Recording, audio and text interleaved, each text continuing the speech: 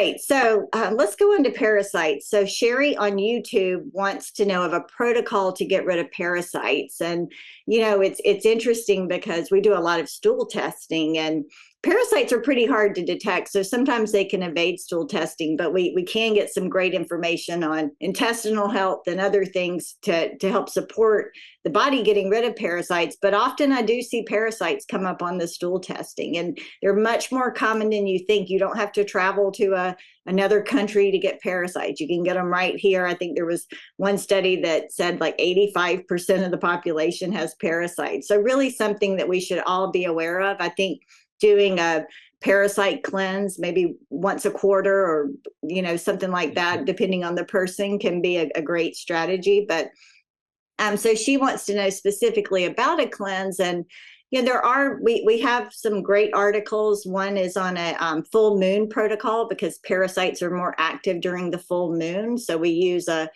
specific protocol. We can increase the dosages during the full moon to help the body get rid of parasites. But there's other supplements too that we carry in other protocols. A lot depends on the type, because something like blastocystis can be harder to eradicate. It forms cysts around itself. So we have a specific formula for that. But what would you say, Dr. Jockers?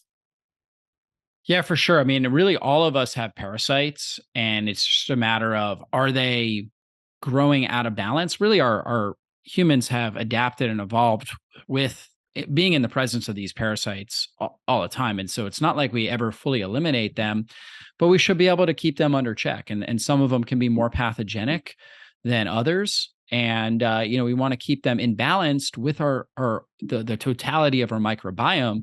And when that happens, they actually help prime and strengthen our immune system.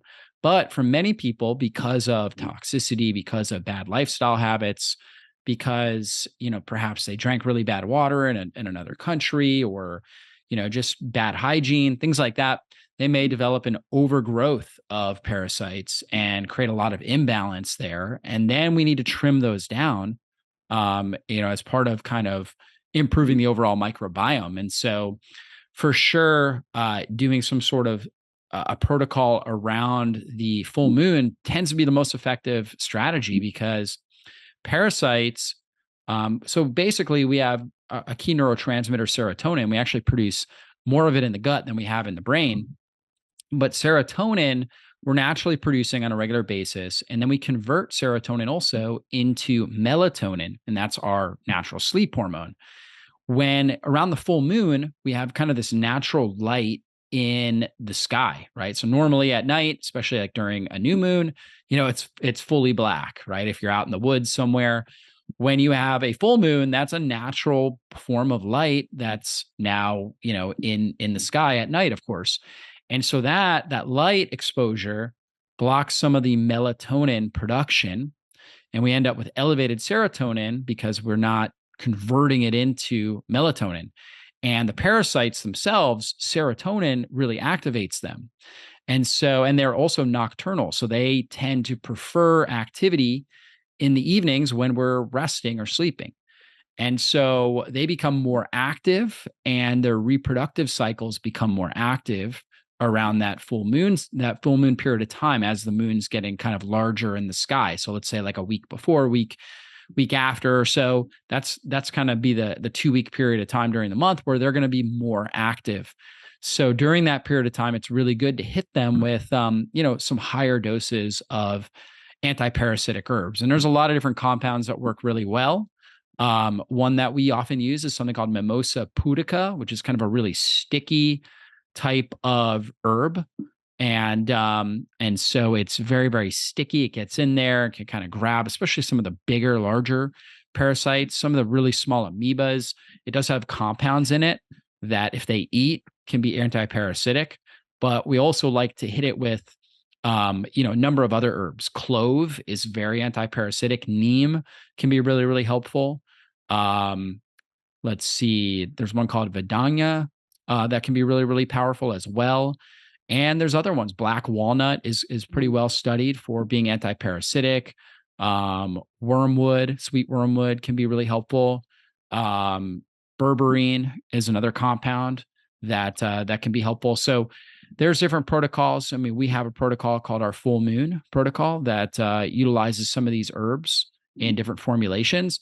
And then we also combine it with binders. And so we like kind of a systemic binder. So there's certain binders that just sit in the gut, and those can be very, very helpful. Like, for example, activated charcoal gets in the gut where it acts almost like a glove that's kind of grabbing toxins, grabs them and holds on to them and then pulls them out with the feces.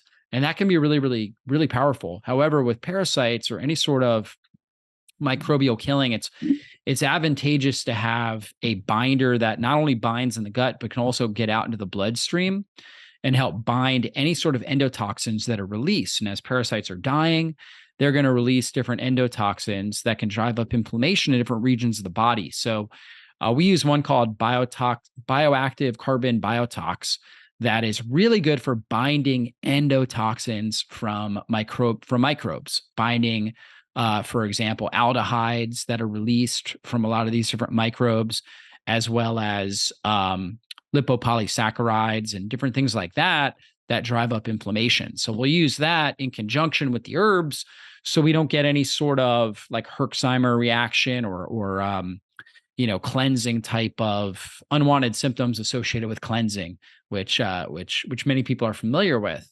And so it's really key to have the binder on board. It's really key to also make sure that your drainage pathways are open first, that you're having normal bowel movements, at least going once or twice a day.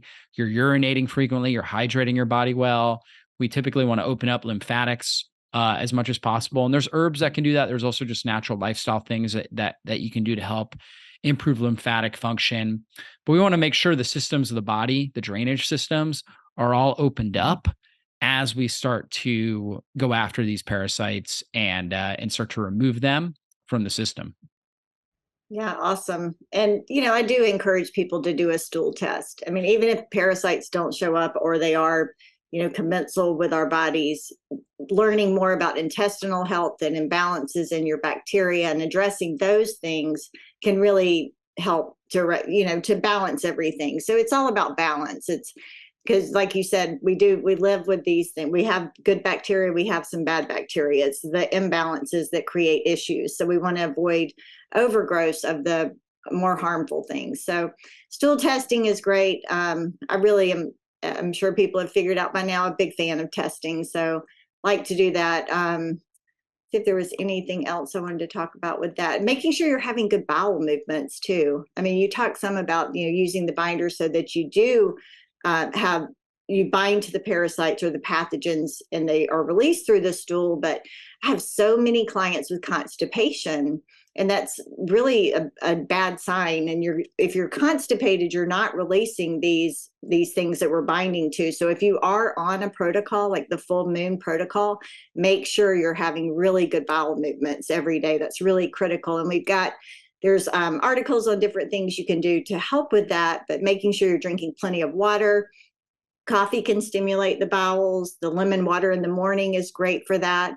And then we've got a great product called Oxy Powder that I use quite a bit with my clients with constipation. And it's basically just a special form of magnesium, so it's not habit forming, and it can really help people. You can either use it more as a cleanse or just take it a lower amount just to help you have good bowel movements daily. But if you are constipated, you need to find out why. Look back at, like we do with everything, what's causing it, what's the root of it, so you can address that rather than having to rely on anything for good bowel movements.